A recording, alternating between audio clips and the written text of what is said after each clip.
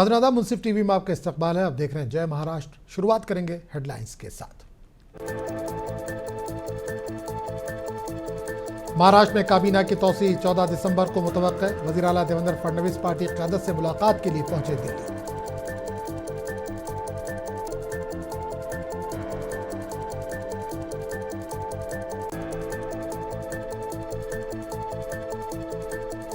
परभनी में बाबा साहब अम्बेडकर के मुजस्समे को नुकसान पहुंचाने के मामले पर फूट पड़ा बड़ा तशद्दुद। मुजाहिरीन ने गाड़ियों को किया नजरे आतिश।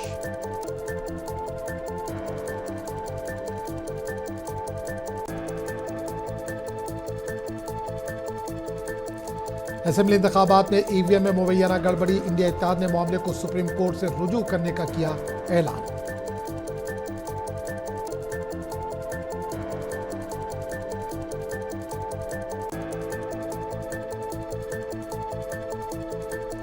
कुर्ला बस हादसा मुमकिना तौर पर इंसानी गलती और ड्राइवर की नाकाफी तरबियत की वजह से हुआ। इब्तिदाई रिपोर्ट में इंकशाफ।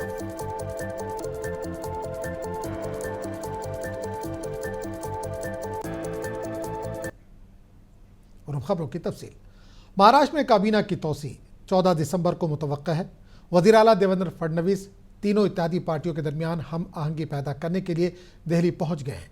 कल महाराष्ट्र बीजेपी सदर चंद्रशेखर बावनकुले और नायब वज़ीर आला एकनाथ शिंदे के दरमियान मीटिंग हुई, जिसमें कलमदानों के ताल्लुक से तबादला ख्याल किया गया। ज़राए के मुताबिक एकनाथ शिंदे की पार्टी को शहरी तरक्की की वजारत समेत दीगर वजारतें मिल सकती हैं। फिलहाल ये वाज़ेह नहीं है कि एनसीपी अजित पवार की पार्टी को कितनी वजारतें मिल सकती हैं। अजित पवार और एकनाथ शिंदे भी दिल्ली का दौरा कर रहे हैं।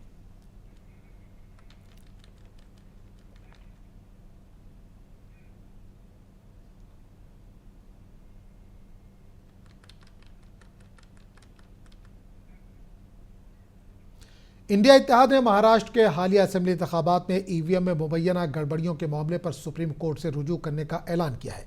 इत्तेहाद के रहनुमाओं ने इंतखाबात के नताइज पर सवाल उठाते हुए इन मशीनों के इस्तेमाल पर शफाफियत और एतमाद का बहाल करने का मुतालबा किया। ये फैसला एक अहम मीटिंग के बाद किया गया, जिसमें नेशनलिस्ट कांग्रेस पार्टी के रहनुमा शरद पवार, आम आदमी पार्टी के सरबराह अरविंद केजरीवाल और मारूफ वकील व कांग्रेस रहनुमा अभिषेक मनु सिंघवी शरीक थे। मीटिंग के दौरान ये निशानदही की गई कि हालिया इंतखाबात के नताइज से अपोजिशन को नुकसान पहुंचा, जिसके बारे में इत्तेहाद का दावा है कि ये बीजेपी की हिमायत में ईवीएम के साथ छेड़छाड़ का नतीजा हो सकता है। एनसीपी रहनुमा प्रशांत जगताप ने ऐलान किया कि इलेक्शन कमीशन के खिलाफ कानूनी कार्रवाई के लिए इत्तेहाद सुप्रीम कोर्ट में पिटीशन दायर करेगा। इनका कहना था कि यह मामला सिर्फ महाराष्ट्र तक महदूद नहीं है, बल्कि पूरे मुल्क के इंतखाबी निज़ाम के लिए ख़तरा है। अगर ईवीएम की शफाफियत को यकीनी नहीं बनाया गया तो जमहूरियत पर मनफी असरात मुरत्तब हो सकते हैं।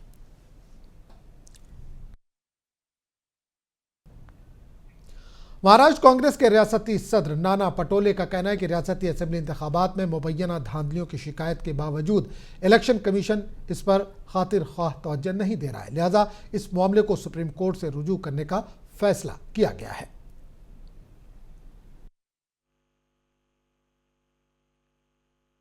भाई ईवीएम पे लोगों का विश्वास नहीं, भरोसा नहीं है और चुनाव आयोग इसमें दखल नहीं ले रहे हैं और इसलिए ये आवाज माननीय सुप्रीम कोर्ट तक हम पहुंचाएंगे। सुप्रीम कोर्ट से हम जजमेंट लेंगे, क्योंकि ये जनभावना है और जनभावनाओं को आदर करना, उनका सम्मान करना हमारा काम है और हम करेंगे। शिवसेना यूबीटी लीडर अरविंद सावंत ने ईवीएम पर कहा कि इलेक्शन कमीशन ने लोगों के सामने हकायक पेश नहीं किए। इलेक्शन में रियासत के अवाम के मैंडेट का मजाक बनाया गया है।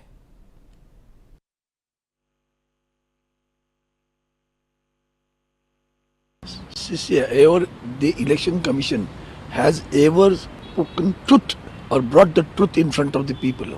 So many claims were made during election itself. Fraudulent actions were taken by the authorities as well as by there were serious complaints from the candidates, the party members. No recognition, no cognizance at all. They did not recognize, they did not cognize. Therefore, election, they have already lost their faith, because after session we have never ever found there is a gutsy, courageous and who oaths for the Constitution of India and works for the Constitution of India. I have not found any. The way he ridicules the people I do remember when he had been to Mumbai in Trident Hotel, he had taken some press conference and some people asked him questions. He ridiculed it instead of giving answers. That sort of people are sitting over there who are working as the slaves of the ruling party. Congress MP Parineeti Shinde का कहना है कि महाराष्ट्र और हरियाणा के नतायज में EVM से हेराफेरी हुई है। इंतखाबी नतायज से महाराष्ट्र के लोग भी खुश नहीं हैं।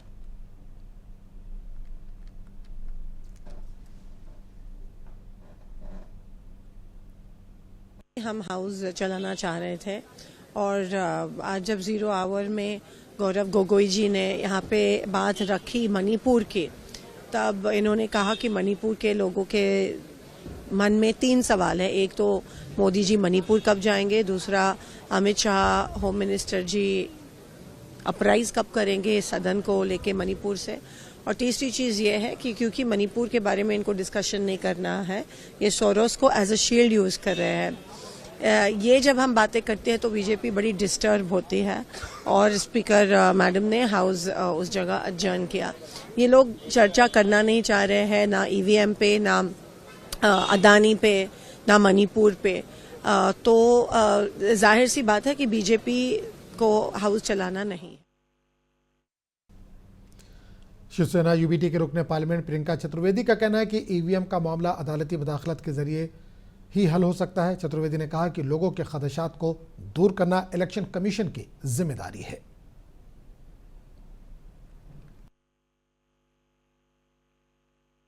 हरियाणा चुनाव को लेकर भी हुई है और महाराष्ट्र को भी लेकर हुई है, और मैं मानती हूं कि इलेक्शन कमीशन की जिम्मेदारी बनती है, खास करके क्योंकि फॉर्मर चीफ इलेक्शन कमिश्नर ने भी ये बात कही है कि जो वोटर टर्नआउट इतना बढ़ जाता है, इतना मिसमैच होता है नंबर्स में, उस पर चेकिंग होनी चाहिए। लोग वोटर रोल में ऐड हो जाते हैं, करीब 46 lakh people were added Maharashtra के इलेक्ट्रल रोल में। कोई चैलेंज भी नहीं कर सकता है, क्योंकि जब वोटर लिस्ट आती है, जिन लोग को हम ऐड कर रहे हैं, जो सही मायने में वोटर लिस्ट में ऐड होने चाहिए, वो ऐड नहीं होते हैं, और पता नहीं कहां से। तो ये सारा क्लैरिटी जो हम सीख कर रहे थे इतने दिनों से इलेक्शन कमीशन से, हमें उम्मीद है कि अब सुप्रीम कोर्ट के माध्यम से इलेक्शन कमीशन क्लैरिफाई करेगा। महाराष्ट्र असेंबली इंतखाबात में मुबैना ईवीएम छेड़छाड़ के खिलाफ सुप्रीम कोर्ट से रुजू करने की बात पर मरकजी वजीर रामदास अठावले ने कहा कि महाविकास आघाड़ी जमहूरियत को धोखा दे रही है। जब इन्होंने वायनाड झारखंड में इलेक्शन जीता था तो इन्होंने ईवीएम पर एतराज नहीं किया था। अठावले ने कहा कि ईवीएम और आइन पर सियासत करना ठीक नहीं है। अच्छी सफलता मिली। मुझे लगता है कि जो हमारी महाविकास आघाड़ी है, ये मतलब रोने का काम कर रही है, लोकतंत्र को धोखा पहुंचाने का काम कर रही है। इस लोकसभा में मतलब उनको अच्छी सीटें मिली और तब ईवीएम मशीन अच्छा था, लेकिन जब हमारे महायुति को, एनडीए को जब अच्छी सफलता मिली तब मशीन खराब थी।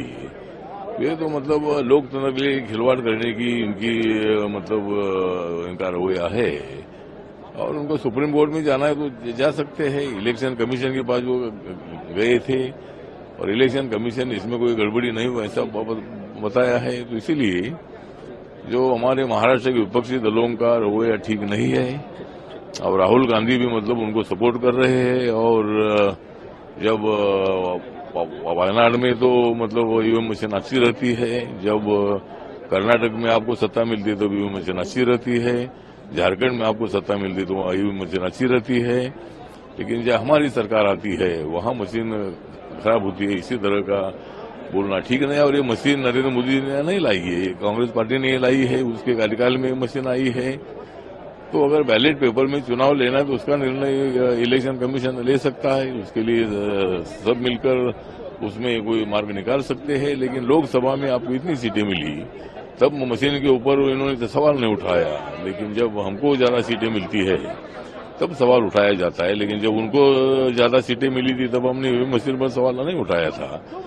तो मतलब ईवीएम मशीन को राजनीति में लाना ठीक नहीं है, संविधान को राजनीति में लाना ठीक नहीं है।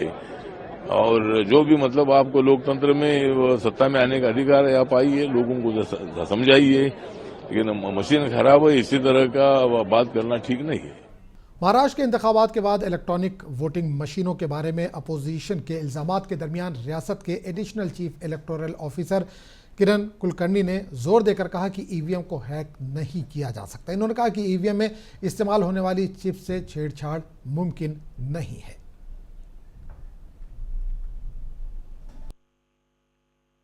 पॉलिटिकल पार्टीज और जो सामान्य नागरिक है उनमें ईवीएम के बारे में बहुत सारे मिसअंडरस्टैंडिंग्स है, ऐसा दिख रहा है। लेकिन ये मिसअंडरस्टैंडिंग रहने की कोई भी जरूरत नहीं है। इसके बारे में आपको मैं बताना चाहता हूं कि जब मतगणना होती है उसी दिन सारे ईवीएम्स के काउंटिंग ऑफ वोट्स जब खत्म होता है उसके बाद before declaration of result there is a procedure which is prescribed by honourable Election Commission of India. ये प्रोसीजर क्या कहती है, जो असेंबली सेगमेंट है, जो असेंबली कॉन्स्टिट्यूएंसी है, उनमें से जो सारे मतदान केंद्र है, पोलिंग स्टेशंस है, उनके नंबर्स लेके एक लॉटरी निकाली जाती है। ये लॉटरी ऑब्जर्वर साहब और सारे पॉलिटिकल पार्टीज के कैंडिडेट्स के जो रिप्रेजेंटेटिव्स है उनके सामने निकाली जाती है और उनमें से 5 मतदान केंद्र, 5 polling stations, those are selected and VVPAT machines for those 5 polling stations are brought to the counting area और सारे लोगों के सामने वो VVPAT स्लिप्स बाहर निकाले जाते हैं और उस स्लिप्स का काउंटिंग किया जाता है और हर एक कैंडिडेट को उस स्लिप के मुताबिक किसको कितने वोट्स पड़े हैं इसकी गणना की जाती है और ये जो संख्या है, ये संख्या ईवीएम में पड़े हुए जो वोट्स है उसके संख्या से मिला। शरद पवार के खिलाफ तौहीन आमेज और फिरकावाराना तफरका अंगेज बयान देने वाले एमएलए गोपी चंद पडालकर और सदाभाव खोट के खिलाफ फौजदारी मुकदमा दर्ज करने का मुतालबा किया जा रहा है। पार्टी लीडरान का कहना है कि रियासत में अमन और समाजी हम आहंगी को बरकरार रखने के लिए मुनासिब कार्रवाई की जानी चाहिए।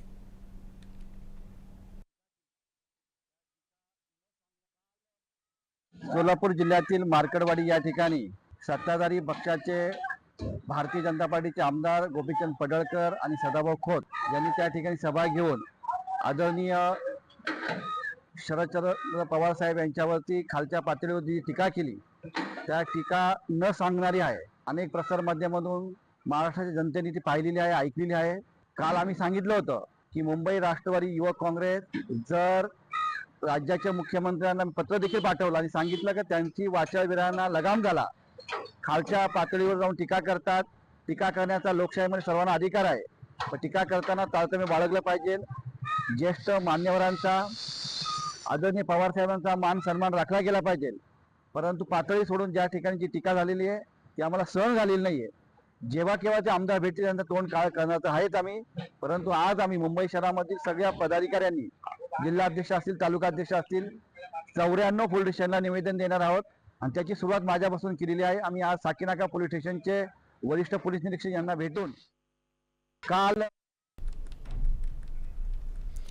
और इस वक्त बड़ी खबर परभनी से आ रही है। परभनी में बाबा साहब अंबेडकर के मुजस्मे को नुकसान पहुंचाने के मामले पर बड़ा तशद्दुद फूट पड़ा। मुजाहिरीन ने गाड़ियों को नजर आतिश करते हुए कहा कि वो बाबा साहब अंबेडकर और आइन की तौहीन बर्दाश्त नहीं करेंगे। मुजाहिरीन ने मुजस्मे की तौहीन करने वालों को सख्त सजा देने का मुतालबा किया। पुरतशद्दुद मुजाहिरों के दरमियान पुलिस हालात पर काबू करने की कोशिश कर रही है। हजूम पर काबू पाने के लिए आंसू गैस के गोले दागे गए। कहा जा रहा है कि मंगल को एक नामालूम शख्स ने परभनी रेलवे स्टेशन के बाहर BR अंबेडकर के मुजस्मे के पास रखे हुए आइन की नकल को नुकसान पहुंचाया, जिससे आतिशजनी और पथराव शुरू हुआ। इसी दौरान वंचित बहुजन अघाड़ी के सदर प्रकाश अंबेडकर ने मुजाहिरीन की हिमायत की है।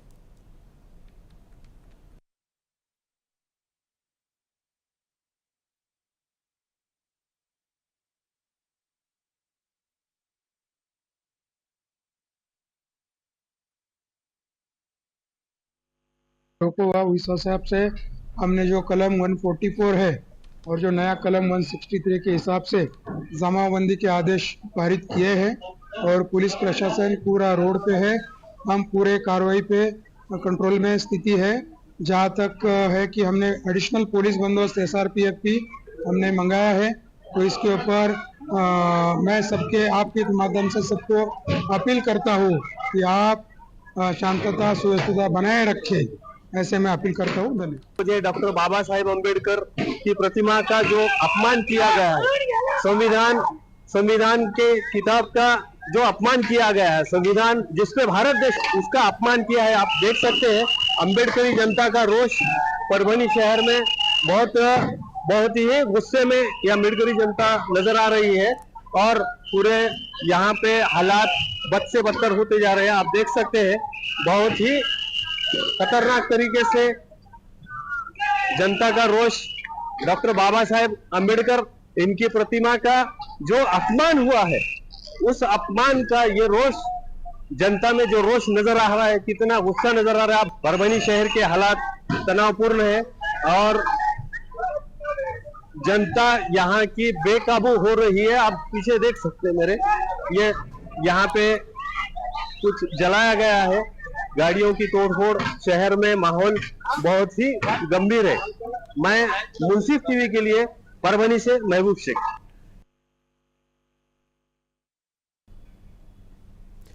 मुंबई के कुल्ला इलाके में 10 दिसंबर की रात एक बस ने पैदल चलने वालों और गाड़ियों को टक्कर मार दी, जिसके नतीजे में 7 अफराद हलाक और 42 जख्मी हो गए थे। हादसे के फौरन बाद ड्राइवर संजय मौर्य को गिरफ्तार कर लिया गया था।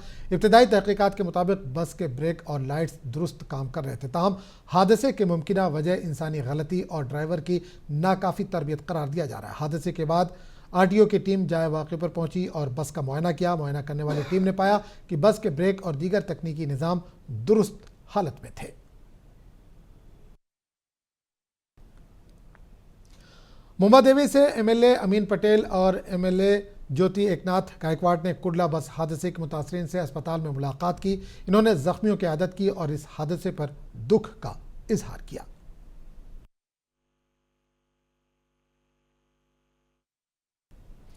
कुर्ला बेस्ट बस हादसे की तहकीकात के दरमियान एक चौंका देने वाला वीडियो सामने आया, जिसमें एक बेस्ट बस ड्राइवर को ड्यूटी के दौरान मुबैना तौर पर शराब खरीदते हुए दिखाया गया है।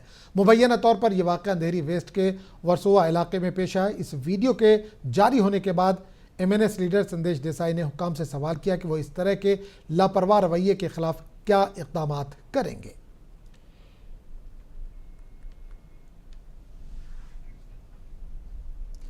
अजमेर शरीफ की दरगाह को लेकर दाखिल PIL और यूपी के संभल में पुलिस की जानिब से मुश्तबा तौर से मुस्लिम नौजवानों को निशाना बनाए जाने के खिलाफ अकोला में भी एहतजाज किया गया। इस सिलसिले में जनसत्याग्रह तंजीम की जानिब से नौजवानों ने अपने सरों के बाल बुडवा कर नाराजगी का इजहार किया। 72 घंटों तक चले इस आंदोलन में एहतजाजियों ने हुकूमत हिंद से संभल के मामले की जाँच करने की मांग की। आज जन सत्याग्रह संगठन की जानिब से अजमेर और संभल के इशू को लेकर मुंडन आंदोलन किया गया। इस मुंडन आंदोलन के माध्यम से हमने मांग की है कि संभल के अंदर जिन लोगों को जान से मारा गया उनके परिवार वालों को आर्थिक मदद दी जाए, उसके साथ में संभल के मामले की उच्च स्तरीय लेवल पर जांच की जाए और जिन अधिकारियों ने संभल के मासूमों का कत्ल किया है उनके ऊपर हत्या का गुनाह दाखिल किया जाए। अजमेर की दरगाह को लेकर जो पिटीशन दाखिल की गई है तो उस पिटीशन धारक पर कानूनी कार्रवाई। जालना में कॉलेज तालिबा ने छेड़छाड़ से तंग आकर खुदकुशी कर ली। 11वीं जमात में पढ़ने वाली 16 साल तालिबा ने घर में फांसी लगाकर खुदकुशी कर ली। तालिबा के दादा शिवाजी राव चौहान ने इल्ज़ाम लगाया कि एक नौजवान के मुसलसल छेड़छाड़ और धमकियों से तंग आकर तालिबा ने खुदकुशी कर ली है। पुलिस इस मामले की जांच कर रही है।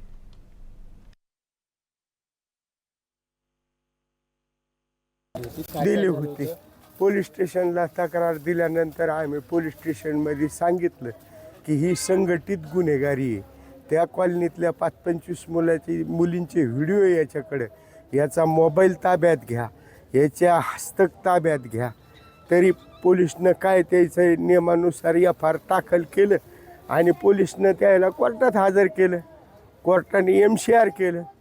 तरी बी आज सकाळी आम्हाला असं माहीत झालं की माझी नात जी लॅपटॉप वापरत होती त्याच्यावर पुन्हा व्हिडिओ आला सकाळी आणि तिनं ती व्हिडिओ पाहून आत्महत्या केली।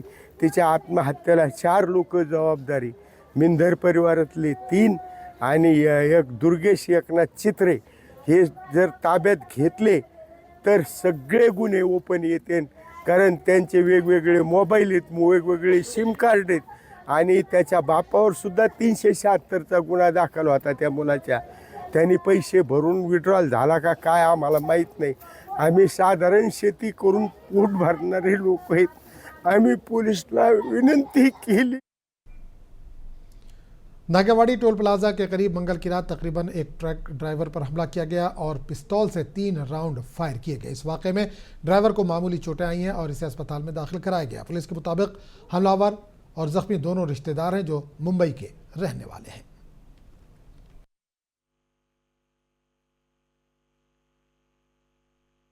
रात्री 10 वाजण्याच्या सुमारास नागेवाडी टोल नाक्याच्या जवळ एक फायरिंगची घटना घडलेली आहे।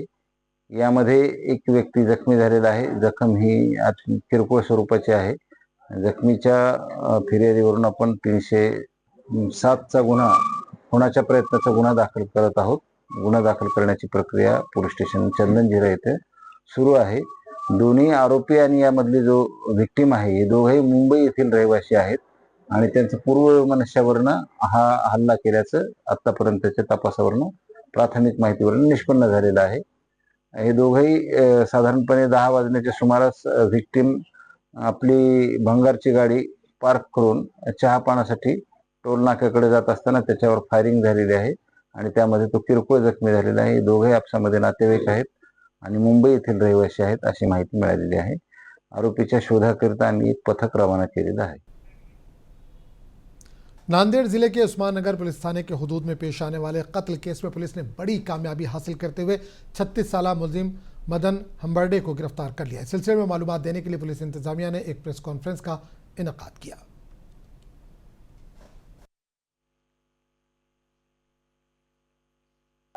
4/12/2024 में उस्मान नगर पुलिस स्टेशन की हद में वाका जो गांव है वाका और वाका फाटा के दरमियान जो रोड है उस रोड पे एक 60 to 65 इयर्स ओल्ड आदमी की चाकू से मार के उसको जबरन जख्म करके उनका खून किया गया था। ऐसी मालूमात मिलने से एलसीबी की 3 टीम और पुलिस स्टेशन उस्मान नगर की टीम और सब वरिष्ठ अधिकारी वहाँ विजिट करे और उसके बाद में जो माननीय एसपी साहब ने उस गुने का डिटेक्शन करने के लिए सबको आदेश दिए। उस हिसाब से हमने सब टीम इस खून के बारे में जानकारी निकालने के लिए पूरे गांव में सर्च किए। उससे गांव में पूरे साक्षीदार सर्च किए। उधर जो फुटेज है वो सब हमने देखे। उसके बाद में हमको कल मालूमात मिली कि एक इसम जो है वो गांव में वो उस दिन रात में वो रोड से जा रहा था। तो इस बुलेटिन फिलहाल इतना ही। अगले बुलेटिन में आपसे फिर मुलाकात होगी। आदाब।